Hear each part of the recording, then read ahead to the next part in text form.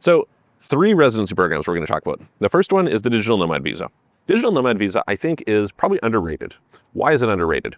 Well, it's fairly easy to get. So you need 2.5 times the income of the minimum wage. So it's a few thousand euros a month. Fairly easy to qualify for that. The processing time is fairly quick. Unlike some of them that are only available for 1 year, this one can be renewed for a second year. It is, of course, a Schengen country, so you get access to the Schengen zone. And notably, there are some tax benefits to doing that. So you can end up in a situation where you pay no or little tax, which is really excellent. So the downside of it is that it does not allow dependents. So second option is you can get a startup business visa. Now, I'm going to mostly skip over the details on this one because for the most part, I don't think it's very applicable to people.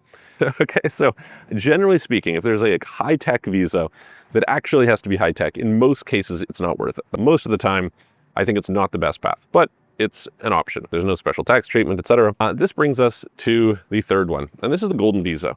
There is dual citizenship allowed for people who are from other EU countries, for people who are from NATO countries, and there's a few other specific ones, places like Brazil, etc. So if you're from one of those countries, it is a great passport. But, it's quite a commitment. You're typically talking about 10 years of residency. So it's basically 5 years to get permanent and then 5 years as a permanent resident in order to go through and then pass a language test. The Golden Visa is interesting because you have to visit once a year to renew, but you're in a situation where you have no physical presence requirement. So how do you qualify? There's a few different ways. One is you can invest 50,000 euros into a local business that pays 40,000 euros a year in tax. It's a 10,000 euro government fee one time, and off you go.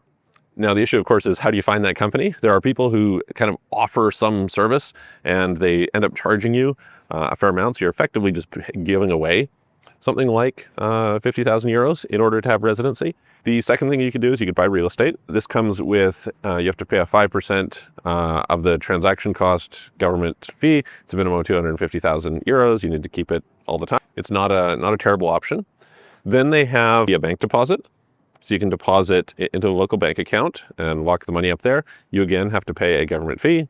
The question is which bank? It's basically like 3 major banks that were really, really common that we would see people setting up, and people were quite impressed by the way they were treated at these banks compared to in their home banks. Unfortunately, a bunch of things happened. There were problems with a bunch of those banks.